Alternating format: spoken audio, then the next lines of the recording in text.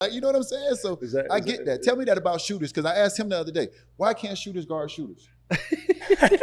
Because y'all all do the same thing to each other. So how the hell does it keep working? Well, yeah. I mean, we're good at our job. Yeah. If you go over top on the floppy, he's gonna bump back. Why would you? Like, how does it work on you? And then why would you do it? How do you guys work? Please, guys, enlighten me. You want to take that? You want to take that? You guys enlighten me. How y'all get open on each other? All y'all do the same thing. Yeah, go ahead. I will say this though, like elite athletes, I had a better chance against than shooters in my opinion. I did. Like as far as like off screens and floppies and wide pin downs. Why though? Because overzealous people were easy. Like as a shooter, yes, we get beat on certain things, but I had to know what I was doing on the basketball floor, especially defensively. I was gonna funnel a dude some way. He was gonna get no matter what, if you're doing wide pin downs, you're doing any kind of movement, you're going to get something out of it. What do I want him to get? And where's my help, right? Like, so to me, like if I topside that thing, I know he's going to get that, he's going to get cornered, but that's what I want. But you those overzealous guys, I got both of them. If you're getting a very aggressive guy, like I got both. I got that, and I got back door, like I got all that stuff. But like shooters, just no shooters. It's hard to guard a shooter now. I'm not saying especially with a motor. I mean, I'm not taking it away from it. I mean, get it. Guys with motor, it's tiring for everybody. No doubt. You know, like shooters that are really, like you talk about Duncan. Like Duncan's just, he doesn't stop moving, right? He just doesn't stop. Yeah, so like, doesn't matter how good of a shape you're in. Like, it's hard to run around and guard a guy like that. You know what? You're better off against guys like Duncan. It's like, hey, I'm just forcing that way, and because otherwise he's going to rat race you. And you know what I'm gonna say? And as I'm processing this right now, you guys are so elite that all you need is a crack. That's it. So I give you that. You've seen Duncan. I give you that. You guys are so elite. All you guys need is a crack. Duncan's a great. And if you guys get a crack, it's going up. So I got to give credit what credit's due. There's been so many times where I just see the guys and I'm like, you know, goddamn well, that's what you would have done. How did you let him do it? Like, that's what you would have done. You would have done the same thing. But it's like in the pick and roll. Shooting is no different than the pick and roll. Creating an advantage, right? You got to give him something. You can't take it all away, right? So it's ultimately, you know, you play with Shane Battier. He's the biggest guy in the world at just looking at numbers and just breaking it down. 41.2% here. 30. I can just get it down 0.5% here. I got a better chance. No. Shane was nuts with it. He was elite at it, but nuts. He was elite. But it's at the end of the day, that's what we're doing. Okay, all right, I'm going to top this dude the whole game. Cool. But then if you, like, at the end of the day, again, I mean this, the aggressive dudes were the easier ones to score on, in my opinion. 100% Now, on ISOs, that's totally different. So even though you guys score on shooters, it's actually hard to score on another shooter than it would be an overly aggressive athletic guy. Yeah, because every shooter thinks the same way. So that's what I was saying. I want to force him to this. If he makes that one, I got to pat his ass. I got a great shot, dog. But like the overzealous ones, like man, those guys are way easier. Now, when you have to go, when they guard you like on some ISO stuff and they're up in your hips, that's totally different. But shooters off like wide pin downs or back actions, like I know exactly what that is going to do. Yeah, and that's comforting. Maybe I'm being a little too critical. You are. You're looking at us as white dudes. It's cool. No, it's our whole life. First of all, now since you said that, I got a question. Don't say nothing. Did you know who he was before we came in here? Absolutely. Try to tell me you probably don't know who he is. Hey, stop it. You're ridiculous. Stop it. I watch basketball, man. I've watched basketball for a long time. Everybody know the broke back three-pointers and no shoot. If you don't know nothing about Mike Miller, you remember that moment. He tried to tell me before you got here, he probably don't know who I am. I'm old. Ridiculous. I should have bet you. You should have took the bet too. All right, so now that we're talking about that, talk about, you know, obviously leaving Gonzaga, 15th pick, right? Yes, sir. Awesome, congratulations. Thank you. Growing up inside this Wizard organization and seeing the changes, one thing you learn real quick is once they start paying those paychecks, it's a profession, it's a real job. Yeah.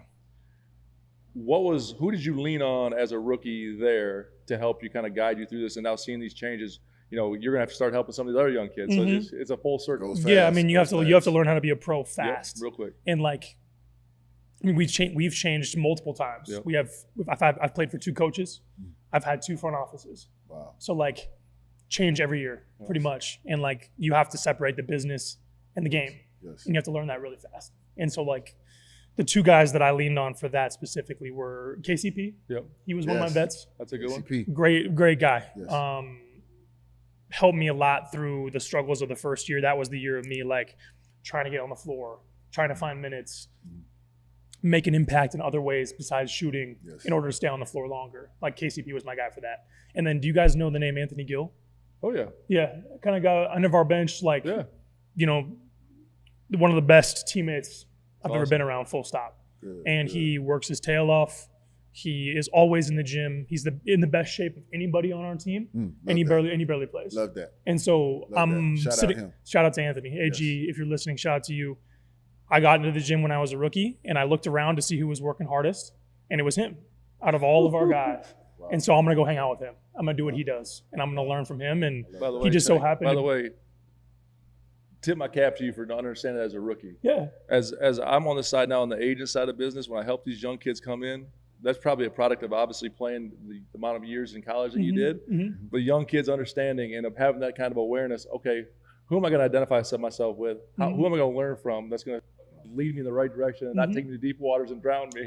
Right. And how am I going to get on the floor? Yeah. That's ultimately what it's all about. And it's about the work and routines and habits. So man, tip my hat for you. Yeah, and I mean, as a rookie, that's impressive. I got really lucky with AG too, because he was like, some older guys are like, you're a young dude, you're trying to blow up my spot, I'm not going to give you any help. He was the opposite. He was like, I'm here to help you, I'm here to make you better.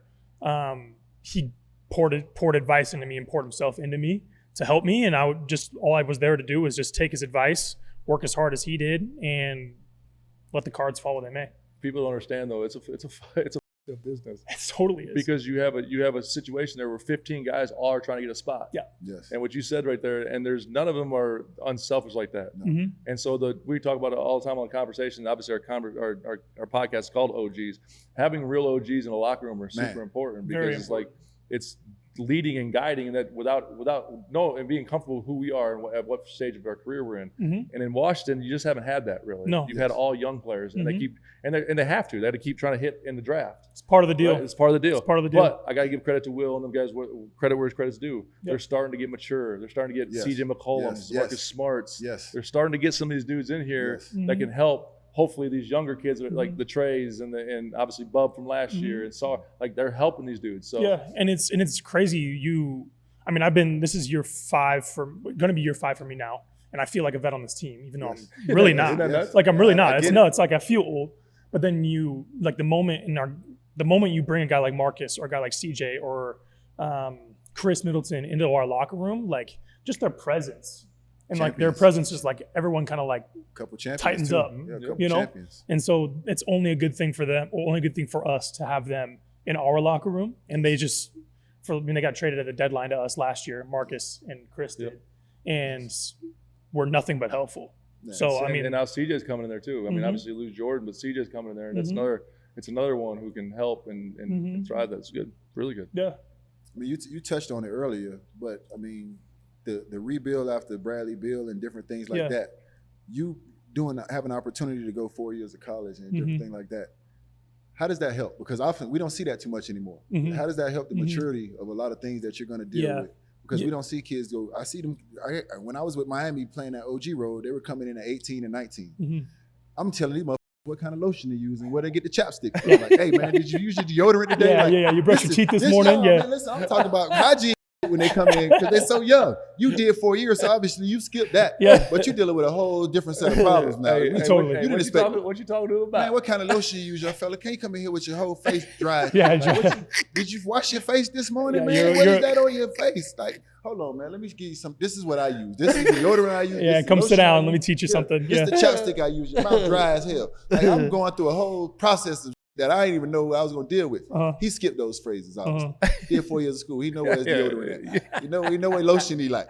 So but nothing prepares you for the rebuild of losing your star player, the expectations of the fans. I mean, all that's just different. You think 4 years of college helped prepare you somewhat? Just a little bit? Well, what it prepared me for was like, you're in the rebuild, you're trying to build in the future. Maybe wins and losses aren't necessarily the most important thing right now when we're in the rebuild. But the goal of that is, whether we're winning or losing, you want to try to build and maintain winning habits. And I played for a team, my whole college career, I lost 10 games. Sheesh. So like coming into that's a humble flex too. You flexed on us. It really Sorry about was. that. No. It really was. You caught me. I ain't going over my head. You caught me. So the goal was to be a part of the rebuild, but bring winning habits that I already knew how to do. I spent 4 years winning and know how to win. I know what it takes. And so even being a part of the rebuild, like there's a lot of times where it's super tough and you haven't won in a while, but you're trying to maintain the vision and keep the goal in mind in the future. But you have to be able to stick into your winning habits and do our best to help those young guys realize that and bring them along with us. And that's great that you had winning habits coming into that situation. Yeah, but some things you're going to learn, but you had 4 a years little bit of of winning it, habits. right? A little bit of it, and it is so difficult. Like being a part of a rebuilding team, like people talk about it like it's just kind of something that happens, which it is. But like when you're in the middle of it, it's as a competitor, it's really, really hard to maintain. Oh my gosh, the food tastes better when you win it. Absolutely, people don't understand. Like things are weird. I could go to the same restaurant, but the next day the food tastes better if I won. The next night we lost, it don't taste as good. The same meal. It's really refreshing to hear you talk like that though, because and I've said this a million times, for all young kids coming in, this league's easy to lose in. Absolutely. Yes. You know, because it's like, okay, the checks are really, really big. All right, we lost because you're going to play again in another day. Yes. Right. Like, and so to keep that competitive spirit, absolutely, keep that, because it's only going to help not only the organization but yourself. Because the reality of the situation is so like you can't. It's not like college. You don't choose who drafts you. You don't choose what organization or locker room you walk into. But once you get in there, like we've said this on multiple occasions. One of the biggest reasons I went to Miami was, and nothing against the other teams I was at, every time I laced them up in October, I knew I wasn't playing for the actual end goal.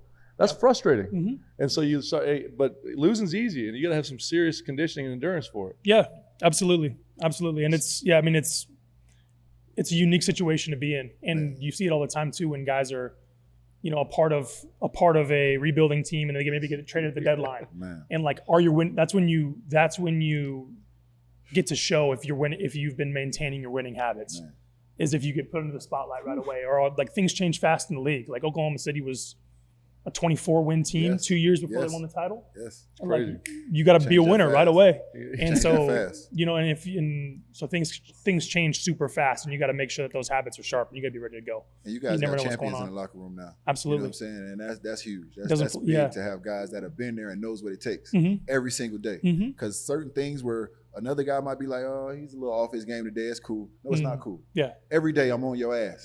Every day I'm on your ass because you got to act like a champion before you're a champion. Exactly. I was that guy my last 5 years of the league, 5-6 years of the league, whatever it was. I was that guy. I had been won 3 rings. I know what it's supposed to look like every single day. Absolutely. So whether we have a good day or a bad day, we still gonna work hard. That's what we're gonna put our work in. We only got to work for 2 hours. You got the rest of the day go lay on South Beach. Whatever you want to do, we here 2 hours. We gonna get something out of this. No.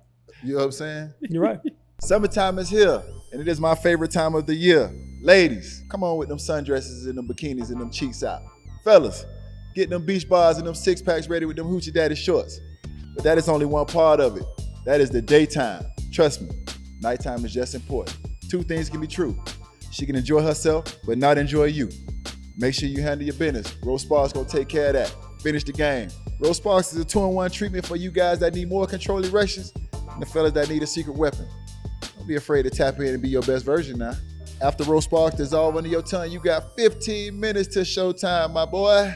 Handle that. You could go back to back, round after round, and still be ready. Sound like a championship boxer to me. Go ahead and knock that thing out. Trust me when I tell you, if you're good at what you do, you ain't got to brag. She'll do it for you, my boy. Rose Spas will connect you 100% online, so you don't have to be in weird rooms with weird people you don't know telling them you can't get an erection long enough and stay hard enough to goddamn please your woman. If approved, treatment shows up directly to your door, playboy, and you can handle your business immediately. If prescribed, sexual health patients will get $15 off their first order of Sparks on a recurring plan. Connect with a provider at ro.co/OGs to find out if Rose Sparks are right for you. That's ro.co/OGs for $15 off your first order. Compounded drugs are permitted to be prescribed under federal law, but are not FDA approved and do not undergo FDA safety. For safety information, go to ro.co/safety-info. Here is a dirty little secret that insurance industry may want to keep under wraps. Insurance companies profit by holding on to your money for as long as possible. So after an accident, they might do whatever they can to delay or deny your claim. This way, they can keep those profits growing. Morgan & Morgan fights hard against these corporations to fight to make sure you get every dollar you deserve. When in court, the insurance companies want juries to think that at-fault driver is the one paying the verdict amount.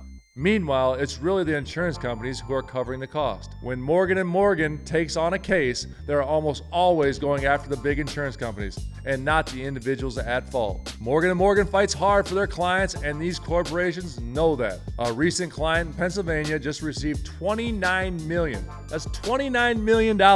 Insurer's best offer was $500,000. Another recent client in Florida received $20 million. Last offer, $0. There's a reason why Morgan & Morgan is America's largest injury firm. Hiring the wrong firm can be disastrous. Hiring the right firm could substantially increase your settlement.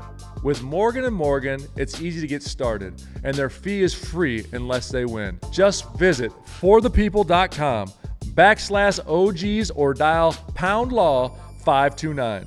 That's forthepeople.com/OGs or dial #law 529. This, my friends, is a paid advertisement.